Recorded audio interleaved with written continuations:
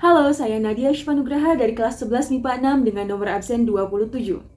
Pada kesempatan kali ini, izinkan saya memulai videonya dengan mengucapkan nama Allah. Assalamualaikum warahmatullahi wabarakatuh. Pada video kali ini, saya akan membahas mengenai materi muamalah, lebih spesifiknya lagi yaitu ekonomi dalam Islam. Jadi, pada materi ekonomi Islam ini akan saya bagi menjadi 5 bagian. Di antaranya adalah prinsip dasar ekonomi Islam, jual beli dan khiyar, syirkah, riba dan bunga, serta perbankan dalam Islam. Rumusan masalah yang akan kita bahas diantaranya adalah apa saja prinsip dasar ekonomi Islam, apa itu jual beli dan khiyar secara dasar, apa pengertian dari syirkah secara dasar, apa saja yang termasuk ke dalam riba dan bunga secara dasar, apa yang disebut sebagai perbankan Islam secara dasar.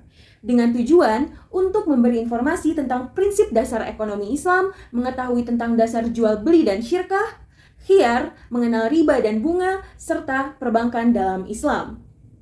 Masuk kepada bagian pertama, yaitu prinsip dasar ekonomi Islam. Prinsip dasar ekonomi Islam secara umum terdiri dari 5 universal, yaitu tauhid, keimanan, adil, keadilan, nabuah, kenabian, khilafah, kepemerintahan, dan ma'ad, yaitu hasil. Kelima nilai ini menjadi dasar inspirasi untuk menyusun teori-teori ekonomi Islam. Dari nilai-nilai universal tersebut, dibangunlah 3 prinsip derivatif yang menjadi ciri-ciri dan cikal bakal sistem ekonomi Islam, yaitu multi-type ownership, freedom to act, dan social justice. Di atas semua nilai dan prinsip yang telah diuraikan, dibangunlah konsep yang memayungi kesemuanya, yaitu konsep akhlak. Praktik ekonomi Islam dilakukan dengan cara yang baik agar hal yang kita lakukan adalah hal yang halal. Kegiatan teradministrasi dengan tertib, terencana, dan proporsional. Tujuan dilakukannya ekonomi Islam ialah melakukan kegiatan ekonomi secara Islami, mendapat kesejahteraan dunia dan akhirat, saling memberi manfaat, serta melakukan kegiatan ekonomi yang menyelamatkan keyakinan agama kita, yaitu agama Islam. Lalu lanjut pada bagian kedua, yaitu mengenai jual beli. Jual beli adalah proses tukar-menukar dengan barang. Dalam bahasa Arab, jual beli disebut dengan al-bai', yang berarti memindahkan hak milik terhadap benda dengan akad saling mengganti. Jual beli menurut ulama Hanafi adalah tukar-menukar mal, barang atau harta dengan mal yang lainnya yang dilakukan dengan cara-cara tertentu. Jual beli juga memiliki 4 rukun, di antaranya adalah orang yang berakad, sigat, ada barang yang dibeli, serta ada nilai tukar pengganti barang, atau biasa kita gunakan adalah uang. Setelah rukun jual beli terpenuhi, penuhilah syarat yang terdiri dari subjek, objek, dan lafaz jual beli. Jual beli hukumnya halal sebagaimana yang Allah firmankan pada Quran Surat Al-Baqarah ayat 198 dengan arti yang berbunyi, bukanlah suatu dosa bagimu mencari karunia dari Tuhanmu, maka apabila kamu bertolak dari Arafah, berzikirlah kepada Al-Hadi Masy'aril Haram dan berzikirlah kepadanya sebagaimana dia telah memberi petunjuk kepadamu, sekalipun sebelumnya kamu benar-benar termasuk orang yang tidak tahu.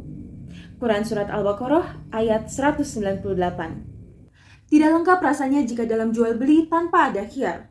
Khiyar dalam bahasa Arab berarti pilihan. Dalam jual beli seringkali kita merasakan penyesalan antara penjual dan pembeli. Maka Islam memberikan solusi, yaitu khiyar.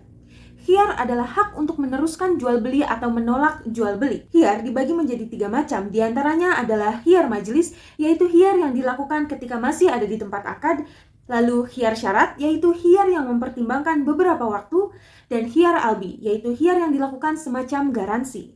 Masuk kepada bagian selanjutnya, yaitu syirkah. Syirkah secara bahasa berarti al-ikhtilat, atau biasa kita sebut sebagai percampuran atau persekutuan antara 2 hal atau lebih, di mana antara keduanya sulit untuk dibedakan. Syirkah merupakan akad kerjasama antara 2 orang atau lebih, di mana semua pihak berkontribusi dana dengan kesepakatan, keuntungan, dan resiko ditanggung bersama-sama. Ada 2 rukun yang memfondasikan syirkah, di antaranya adalah ijab dan qabul. Ijab merupakan ungkapan untuk menawarkan perkongsian, sedangkan qabul merupakan ungkapan untuk menerima perkongsian. Ijab dan qabul sendiri biasa disebut sebagai serah terima. Syirkah secara garis besar dibagi menjadi dua, yaitu syirkah amlak dan syirkah ukud. Syirkah amlak merupakan perkongsian yang dilakukan demi mendapatkan harta. Syirkah amlak sendiri dibagi menjadi dua, yaitu syirkah milk jabr, perkongsian secara paksa, dan syirkah milk al-ikhtiar, perkongsian secara sukarela. Sedangkan syirkah ukud merupakan perkongsian yang dilakukan demi melakukan transaksi. Syirkah ukud sendiri dibagi menjadi empat, yaitu syirkah inan, syirkah mufawadah, syirkah abdan, dan syirkah wuduh. Syirkah hukumnya diperbolehkan atau disyariatkan oleh Allah Subhanahu wa taala sebagaimana yang Allah ungkapkan pada Quran surat An-Nisa ayat 12 yang berbunyi Bismillahirrahmanirrahim. Fa in kanu aktsara min dzalika fahum syuraka'u fil thuluth. Yang berarti maka mereka bersekutu dalam yang sepertiga itu. Potongan Quran Surat An-Nisa ayat 12. Masuk pada bagian keempat, yaitu riba dan bunga.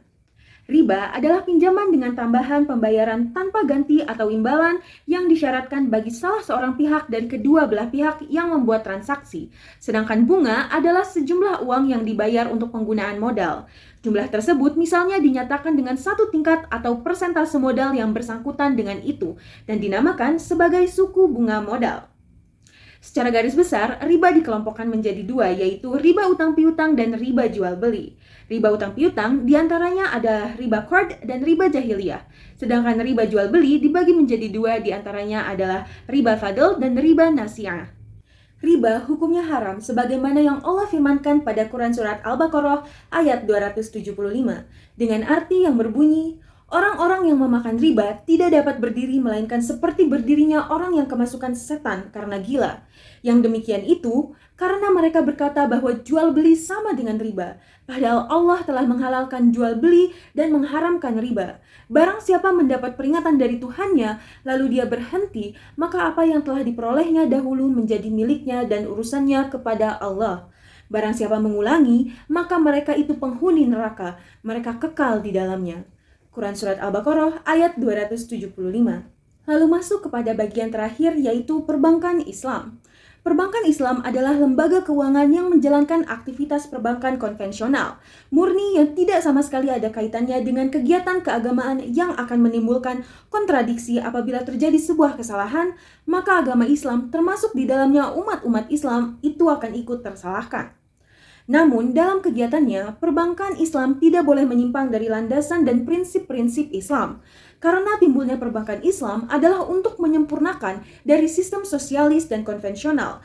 Bukan hanya saja berorientasi pada profitabilitas, tapi juga bagaimana mengedepankan etika dan moral dalam berbisnis di dunia perbankan yang menciptakan sebuah kegiatan perbankan yang efisien, efektif, sehingga dapat berimplikasi pada pembangunan ekonomi, kesejahteraan rakyat, menciptakan pasar ekonomi yang sehat, dan menghilangkan paradigma zolim. Alhamdulillah, akhirnya kita telah sampai pada penghujung materi. Saya harap materi yang saya sampaikan dapat berdampak baik pada kehidupan kita semua, serta dapat kita manfaatkan juga lakukan dalam kehidupan sehari-hari.